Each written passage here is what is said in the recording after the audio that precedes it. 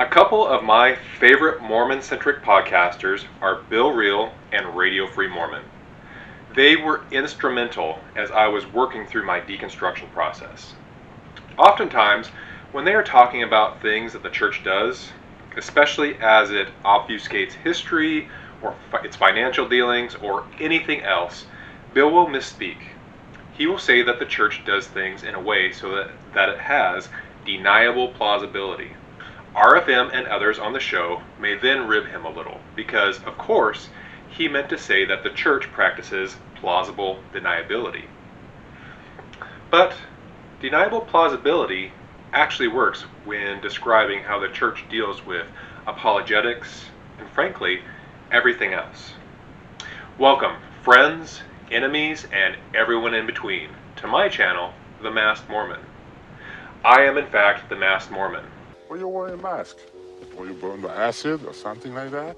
Oh no, it's just they're terribly comfortable. I think everyone will be wearing them in the future. So let's get into it. Today I'm going to talk about the concept of plausible deniability and how it applies to Mormonism. Then I'm going to turn to what is quite obviously a slip of the tongue, but something that actually kind of works well when it applies to Mormon apologetics. So, Bill, RFM, or even Maven, if you are watching, this is inspired by several discussions that you've had. Plausible deniability isn't technically a legal term or something defined in any legal documents, but the term can be traced back to the Truman administration in 1948. The term was originally used in reference to covert operations and espionage. A covert operation was to be planned in such a way that the U.S. government could plausibly disavow any responsibility for the operation. The expression plausibly deniable was first used publicly by CIA Director Allen Dulles during the Kennedy administration. The idea, on the other hand, is considerably older. For example, in the 19th century, the inventor and philosopher Charles Babbage described the importance of having, quote, a few simply honest men on a committee who could be temporarily removed from the deliberations when a peculiarly delicate question arises, so that one of them could declare truly, if necessary, that he never was present at any meetings at which even a questionable course of action had been proposed. However, in the 1960s, the CIA took the term and expanded on what plausible deniability means to them. And the CIA's version is the one that became popularized. To the CIA, it's the act of withholding information from senior officials to protect their higher-ups in the event that the information becomes public. Essentially, anything illegal or unethical that can be explained away under an innocent and probable guise, true or otherwise, falls under plausible deniability, even if the plausibility of the denial is suspicious. While it might seem like a minor tweak, the CIA's definition puts blame on subordinates. This helps to blame swap and alleviates pressure on more senior officials. Most people expect superiors to be held accountable for the actions of their subordinates. But if they have plausible deniability, then the senior officials can't be held accountable. This is true even if the actions clearly only benefit the superior who wasn't in the know. More simply stated, plausible deniability is the ability of people to deny knowledge of or responsibility for actions committed by members of their organization. It's usually used by senior officials so that they can lay blame on subordinates, and it's usually an indication that actions have been planned in advance. For instance, no records may be kept, making it impossible to determine who was responsible for an action, which makes it possible for a high-ranking official to deny knowledge of the action and to disavow any connection to the people involved. It's kind of like a cover your ass sort of a thing. So, plausible deniability is a credible disavowal of events. Real-life examples of plausible deniability would be President Reagan's involvement during the Iran-Contra scandal, or Enron's CEO Jeff Skilling's involvement during the Enron scandal. The Mormon Church also practices plausible deniability. For instance, in 2008, during the Proposition 8 effort to ban gay marriage in California, the church supported the campaign. The First Presidency of the church sent a letter to be read in every congregation in California, encouraging them to do all that they can to support the proposed constitutional amendment by donating of your means and of your time, end quote. As a result, members of the church donated money and volunteer time. Mormon members contributed over $20 million. Roughly half of that money came from out-of-state contributions, specifically from Utah. In a story reported on by the Los Angeles Times, an email between church officials and leaders of the Proposition 8 campaign stated, quote, "With respect to Prop 8 campaign, key talking points will come from campaign, but cautious, strategic, not to take the lead so as to provide plausible deniability or respectable distance so as not to show that the church is directly involved," end quote. The church intentionally worked behind the scenes to disguise and hide their involvement, all while they were encouraging members to knock on doors, man call centers, and to donate money to the campaign. In another instance, the church currently possesses over $120 billion in Ensign Peak advisors. This money was acquired from excess tithing that was invested in the stock market. Over the years, this portfolio grew in value. Ensign Peak created a series of shell companies to hide the size of the church's holdings. The church's investment manager went through great lengths to avoid disclosing the church's investments. This was done with the knowledge and approval of the First Presidency. However, the rest of church leadership did not know about the investment fund, let alone the value of it. This was largely brought to light when the SEC brought charges against the church last year. Very few people were in the know about the church's holdings. Even senior apostles were kept in the dark about the topic. When the charges came, the church would blame the situation on listening to bad legal advice from the lawyers. But they ultimately did not want the membership to know about the size of the church's holdings, as they may be less inclined to pay tithing. In another, perhaps darker example, the church goes through great lengths to protect itself from abuse claims. The church would employ tactics to keep abuse cases secret. It would discourage people from testifying in court, or pay off people to keep them quiet, to the tune of hundreds of thousands of dollars. While to the public, the church will pay lip service to how inexcusable abuse is.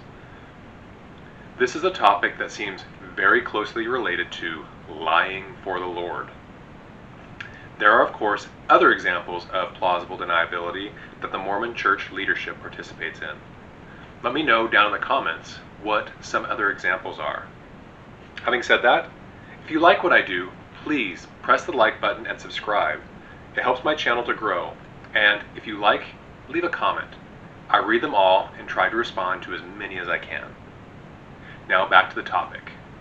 In many of the church's teachings, one may consider that the leadership also practices plausible deniability, especially in regards to apologetics.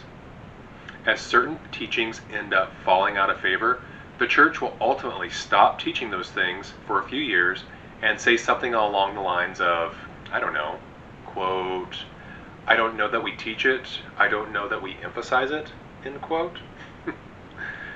That was something said explicitly by Church President Gordon B. Hinckley during a news interview when he was asked about the Mormon doctrine of deification. But this also applies to things like the priesthood ban for black members, polygamy, who the Lamanites are, women in the priesthood, Book of Mormon anachronisms, and so many other things. The apologists will come up with what seems like a plausible explanation. These explanations may be taught for years, then matriculating up to the general leadership. and everyone from the top down to the local congregations will end up believing these explanations. I think then that it starts becoming something a little bit different than plausible deniability. This is where Bill Reel's misspeaking and reversing the order actually becomes very appropriate. Instead of plausible deniability, it becomes deniable plausibility, or in other words, refutable believability. The line between these concepts starts to become a little fuzzy when church doctrines start to be considered church policies and then make their way down the memory hole. The church will say that its doctrine is easy to find and that its teachings are very clear. In fact, Apostle Neil L. Anderson said in the October 2012 General Conference, quote, "There is an important principle that governs the doctrine of the church. The doctrine is taught by all 15 members of the First Presidency and Quorum of the 12. It is not hidden in an obscure paragraph of one talk. True principles are taught frequently and by many. Our doctrine is not difficult to find." End quote. Now, one problem with this is that the Mormon Church has no binding and official position on what constitutes a binding and official position. Mormon leaders and thinkers have proposed a variety of approaches to defining what constitutes official doctrine, not one being settled upon. Another problem is that things may be frequently taught by all 15 members of the First Presidency and Quorum of the 12 for decades and will be very easy to find, but then, for a myriad of reasons, they will discard that teaching and will end up claiming that it was never taught or just conveniently try to forget it was ever a thing. And because church leaders are reticent to make concrete pronouncements, what they do say ends up being deniably plausible. When dealing with doctrine, policy, etc., multiple things must be taken into account. First, most importantly, Mormons have been taught that they enjoy a continual stream of prophetic counsel and revelation, and that their leaders will never lead them astray. They have also been taught that, quote, "the living prophet is more vital to us than the standard works," end quote. That was from Ezra Taft Benson's 14 Fundamentals of Following the Prophet that was given in 1980. A sense has been fostered that the living leadership is for members a more direct line to God than ancient scripture. But Mormonism also attempts to esteem its scriptures and to ensure some sense of stability. When leaders have gone especially awry, subsequent generations of leaders have downplayed prior teachings by appealing to the boundaries of the scriptures that the previous leaders apparently failed to stay within. The teachings were at one time plausible, but then they became deniable. There seems to be no sufficient condition for official Mormon doctrine that Mormons can agree on. Official proclamations aren't necessarily official.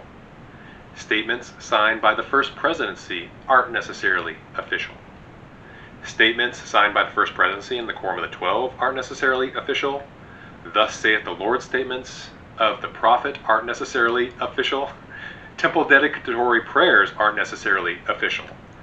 Widely believed teachings of the leadership, again, aren't necessarily official. What the church explicitly calls doctrine or revelation isn't necessarily official. Church manuals aren't necessarily official. Hymns of the church aren't necessarily official. The original meaning of the canon isn't necessarily official. The content of the temple ceremony isn't necessarily official. Recent institutional emphasis isn't necessarily official. Official doctrine isn't necessarily official. Are you seeing the pattern here? Depending on what Mormon you talk to, one could in principle have a teaching that is held in unanimity by the First Presidency and the Quorum of the 12, taught by all the correlated manuals, taught in all General Conference talks, believed by every single LDS member, taught in the LDS temple ceremony, and it still wouldn't necessarily be official. The only thing that is definitely official about Mormonism is its lack of clear, consistently applied standards of what constitutes officiality. that a real word? I don't know. Mormons are taught that the prophet will never lead them astray.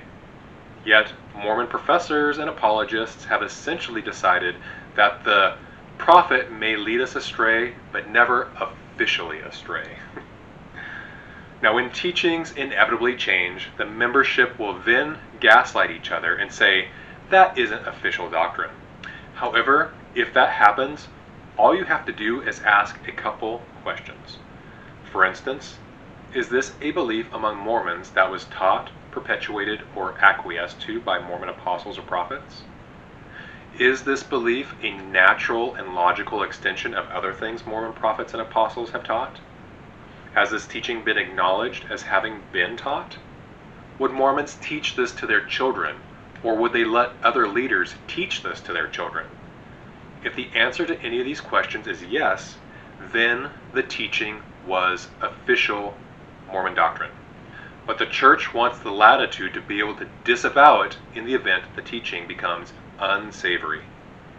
Some of these teachings have been, the Adam-God doctrine, dark skin being a curse from God, polygamy being necessary for exaltation, the nature of God, Native Americans being Lamanites, whether mankind can become a god, whether exaltation includes getting your own planet or planets, the meaning of words like translation or horse, whether gayness is a sin, whether the children of gay parents can be baptized, whether disabilities are a curse or a protection from God, the importance of tithing, whether women hold the priesthood, and so many other things. Two that are currently happening as we speak is the church is trying to claim that steeples on its temples are a necessary part of temple worship. And another is that the veil of the temple represents Jesus Christ. There are likely no teachings or doctrines of the church that haven't been changed or adapted or even discarded whenever the situation called for it. Again, when needed, the church or its apologists will come up with an explanation for some doctrine or historical event that on the surface may seem plausible, but then is easily deniable when more information comes to light. And on first glance, this might seem like a great thing. The church adapts and changes to new information, right? No. It will ultimately gaslight its members when things change. It will say something along the lines of, we never taught that, or that was just your bishop, or your parents, or your local leaders, or your own misinterpretation. It was never an official teaching. It will blame the members for it, never taking responsibility for what it taught its members. The church will teach people to trust its leaders, and when the members believe them and trust them, they will then get blamed for believing the leaders when things change. It also makes the church leaders less reliable. If they are supposed to be the mouthpiece for God and change things so drastically, how can what they see be trusted as coming from God? Also, if God or Jesus is in charge, they should be able to communicate things correctly in the first place, shouldn't they? It shouldn't matter if the culture is behind on various issues. The church should be at the forefront of all social, political, historical, or theological issues. Now let's take a recent example. For decades, Mormons embraced the term Mormon. It was synonymous with the Church of Jesus Christ of Latter-day Saints. Then the president of the church claims that saying the word Mormon in reference to the church is a victory for Satan. Now all of a sudden, the same people who just a few years previous were filling out their I am a Mormon profiles suddenly become incensed when they get called a Mormon. So what is it? For the longest time, it was plausible that Mormon was an apt description for the people of Mormonism. For centuries, God was okay with the word Mormon as a shorthand for referencing the church, as communicated by various apostles and prophets. Then all of a sudden, God is offended by it, with the president of the church all of a sudden denying what once was plausible. God might need to get into some counseling. I don't know, what do you think? So yes, The church practices plausible deniability on an organizational level, but it also practices deniable plausibility in regards to its teachings. So Bill, if you're watching, you might be vindicated after all. But what are your thoughts? Is this just unnecessarily coming up with a useless way of saying the same thing? What are some other examples of deniable plausibility? Let me know down in the comments. And if you like what I do, please like and subscribe, and I'll see you in the next video.